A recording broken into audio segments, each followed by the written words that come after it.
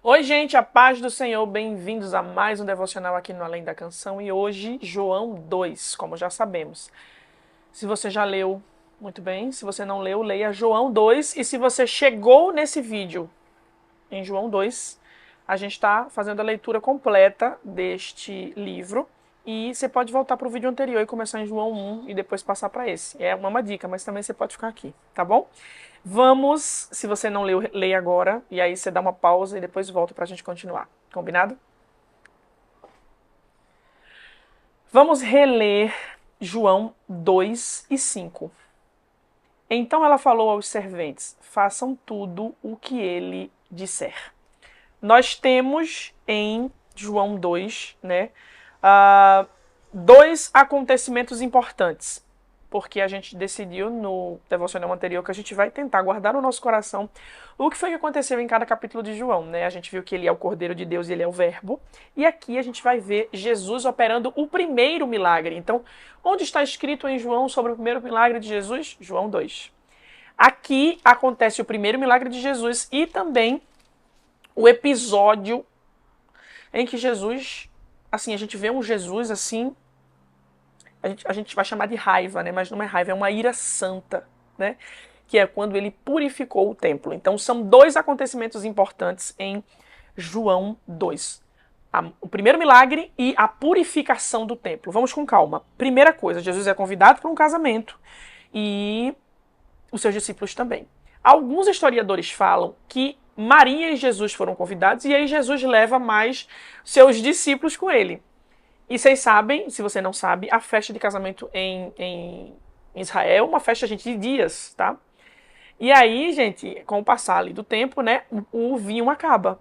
E aí Maria, que já sabe que Jesus é Deus, chega até a ele e fala assim, o vinho acabou. E aí tem um dos textos que as pessoas até interpretam como sendo que Jesus foi ignorante com a mãe dele, que Jesus foi, né, que Jesus fala assim, que tenho eu contigo, mulher. Ainda não é chegada a minha hora. E aí, gente, alguns historiadores falam que essa maneira de falar que tenho eu contigo, mulher, não era desrespeitoso na época, não era algo tido como errado, chamar mulher e tal, não foi um desrespeito, era comum na época, era uma maneira de falar do tempo de Jesus, da cultura em que Jesus nasceu. E aqui também silenciosamente há um ensinamento de Jesus como filho de Deus, como Deus para sua mãe, sabe? Há um eu sou Deus, é no meu tempo, é no tempo que o Pai designou que eu fizesse. Não é Maria quem comanda, não é Maria quem dá a ordem. Existe um ensinamento silencioso de Jesus por trás dessa frase e dessa maneira de ele falar. Ainda não é chegada a minha hora. E aí estudiosos falam que não é, apesar da gente ler o texto seguido, né, que não necessariamente logo em seguida Jesus operou o milagre. Ele espera ali um direcionamento para fazer o que deve ser feito. E aí há apesar da gentil repreensão de Jesus, há uma convicção de Maria de que ele fará alguma coisa. E ela fala essa frase, fazei tudo o que ele vos disser. Há uma convicção dela de que ele fará alguma coisa. É tipo assim, no tempo dele ele vai fazer alguma coisa. E o que ele fizer, e o que ele mandar vocês fazerem, vocês façam. E aí acontece de Jesus mandar encher as talhas, né? Essas talhas eram talhas gigantes de pedra e eram utilizadas para purificação. As pessoas se banhavam, se limpavam, né? Para poder adorar, para poder oferecer um sacrifício, para poder falar com Deus. Então eram talhas com águas de tomar banho, mas pelo visto estavam vazias. E Jesus manda, no tempo certo, na hora certa, que a gente não sabe quando necessariamente foi, que encham essas talhas de água. E ao encher essas talhas de água, depois de que elas estão cheias, ele serve, né, um pouco daquela água, que agora já não é mais água, e manda servir ao mestre-sala, que é alguém que entende de vinhos e sabe, e vai saber dizer, né, se tá bom, se tá ruim. É como alguém que estava distribuindo vinho, enfim. E aí, quando ele toma, que ele prova, né, do vinho, ele vai até o noivo. Como é que você faz isso? Deixa o vinho melhor para depois. As pessoas servem primeiro o vinho bom, e aí depois que as pessoas já estão cansadas, já estão alegres demais, aí coloca o vinho ruim, mas você deixou o vinho melhor para o final. E a Bíblia diz que, na verdade, só os serventes, né, só as pessoas que viram, né, tipo assim, Jesus fazer um milagre, sabia de onde aquele vinho tinha vindo, né? Então tem esse episódio aí desse que tem muito significado. O primeiro milagre de Jesus é num casamento. Ele se importa com a família, se importa com a alegria de uma família, né? Não foi uma coisa que passou despercebida por ele. É carregado de significados esse primeiro milagre de Jesus. Em seguida, como eu disse para vocês, a gente vê Jesus purificando o templo. E o que é Jesus purificando o templo? Estando próximo à Páscoa, todo mundo ia lá celebrar, ia ofertar, era uma festa muito importante e por lei tinha que ser cumprida pelo povo de Israel.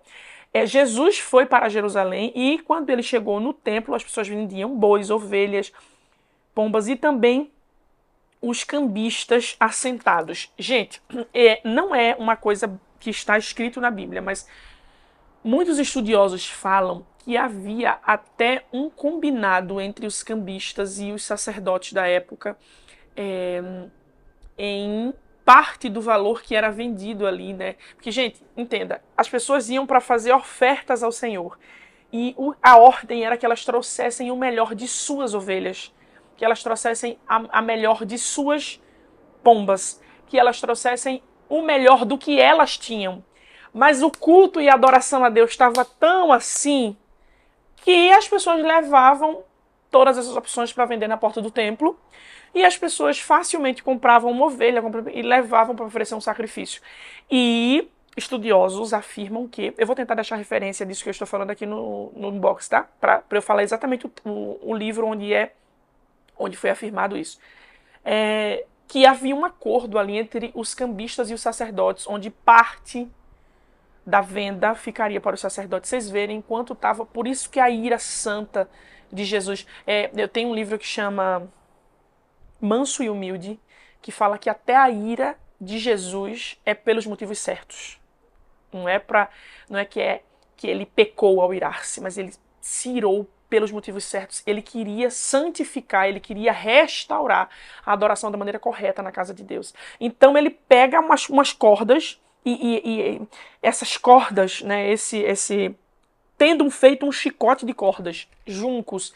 Esse chicote ele é mais simbólico do que nas pessoas. Ele sai expulsando e batendo, é como se fosse um símbolo desse juízo e dessa ira que ele tem, né? Então ele sai expulsando do templo os cambistas e as pessoas... E pegou o dinheiro, derramou o dinheiro dos cambistas pelo chão, virou as mesas e disse aos que vendiam as pombas: tirem essas coisas daqui. Não façam da casa de meu pai uma casa de negócio. Tipo assim, os discípulos tinham começado a seguir Jesus e eles estavam assim, gente, ainda meio sem entender. Eles lembraram do que estava escrito: o zelo da tua casa me consumirá, que era uma profecia muito ligada ao Messias, ao Filho de Deus. Isso já deu uma prova de que aquele homem era o Messias. Isso já deu mais uma prova para eles. Mas eles perguntam assim: que sinal você nos mostra para fazer essas coisas? Aí ele fala: destruam este santuário e em 3 dias o levantarei. Gente, a gente precisa entender que hoje a gente lê e é uma coisa que foi contada. Então pra gente é mais fácil ler as palavras de Jesus e entender. Mas para os discípulos na época que conheceram Jesus há alguns meses, há alguns dias, Jesus falava às vezes por meio de umas palavras que eles ficavam sem entender. Inicialmente Jesus estava falando ali, né, sobre o corpo dele. Destruam esse templo. Não era necessariamente sobre o templo. E em 3 dias eu o levantarei. Aí ele fala assim, tanto que os discípulos estão perdidos. Este santuário foi edificado em 46 anos. E você quer levantá-lo em 3 dias? Sabe, gente, eles estão ainda se situando sobre quem é Jesus. Aí o verso seguinte fala: ele se referia ao santuário, seu corpo. Quando, pois, Jesus ressuscitou dentre os mortos, os discípulos dele se lembraram que ele tinha dito isso e creram na Escritura e na palavra de Jesus. Tá vendo? Na hora eles não entenderam, mas na hora certa eles compreenderam aquilo que Jesus queria dizer com aquelas palavras. E aí o capítulo 2 termina com Jesus indo para Jerusalém durante a festa da Páscoa e que muitos creram em seu nome. E eles falam assim, mas o próprio Jesus não confiava neles porque conhecia a todos. As pessoas diziam que estavam confiando em Jesus e amém, ele é o Filho de Deus, mas Jesus sabia o coração deles. E não precisava que alguém lhe desse testemunho a respeito das pessoas, porque ele mesmo sabia o que era a natureza humana. Jesus conhece o coração das pessoas, né?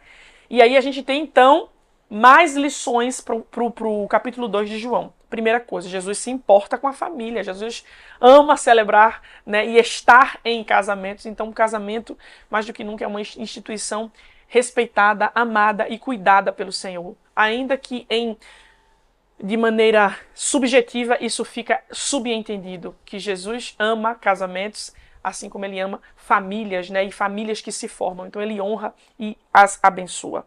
Em seguida, a outra lição, que o tempo de agir é o tempo de Deus. Não é o meu, não é o seu, não foi o de Maria. Deus tem o seu tempo. O nosso trabalho é ter a atitude que Maria teve, confiar plenamente nele e obedecer às ordenanças que ele nos der, os comandos que ele nos der. Né? Essa é uma lição que fica também. Mais uma lição é que devemos ter cuidado com a santidade na casa de Deus, em todos os sentidos, gente. Vocês acreditam que às vezes eu tenho uma certa resistência? Eu sei que não se aplica aqui, mas eu tenho uma certa resistência eu sempre tive, até de vender coisas na igreja. Apesar de às vezes eu levar meus livros para vender, mas eu tento fazer isso sem ser dentro da casa de Deus. Eu já tive pessoas que queriam colocar, eu sei que é uma coisa simples e talvez nem se aplique aqui.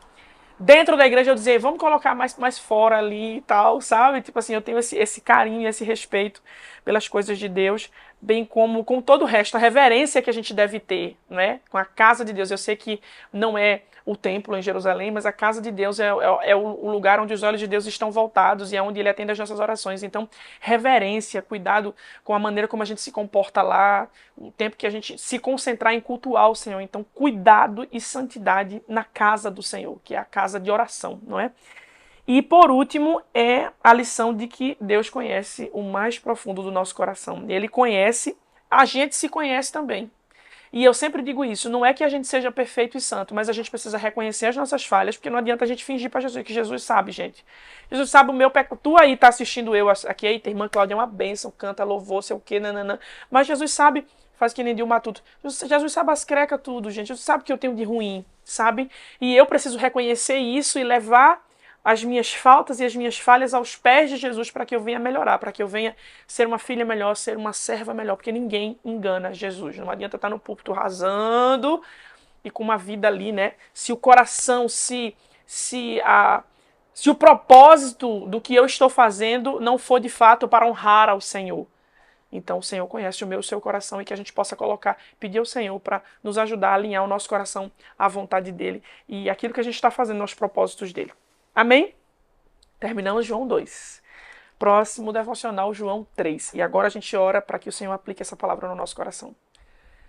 Te agradecemos, Jesus, por mais um momento com a tua presença, na tua presença, com a tua palavra, aprendendo do que o Senhor nos deixou através de João, né? Hoje entendemos que o Senhor é um Deus que faz milagres, porque o Senhor não mudou. Ontem, hoje e eternamente o Senhor continuará fazendo milagres. Entendemos que o Senhor ama a família, ama estar perto das pessoas que valorizam a família e que o Senhor cuida pessoalmente delas. Entendemos também que é o seu tempo, não o nosso, o seu jeito, não o nosso, e que o nosso trabalho é crer. Lembramos também de cada vez mais estarmos em reverência na tua casa e respeitando aquele ambiente que é teu, que é a casa do Pai, que é o lugar de oração e que é o lugar onde o Senhor atende as nossas orações. E também compreendemos que o Senhor conhece o nosso coração do mais profundo da nossa alma. Nos ajude a alinhar o nosso coração em Ti, as nossas vontades em Ti, e cada vez mais possamos agradar o Teu coração para além daquilo que nós queremos. Te agradecemos por tudo, em nome de Jesus. Amém e amém. Deus abençoe e até o próximo devocional.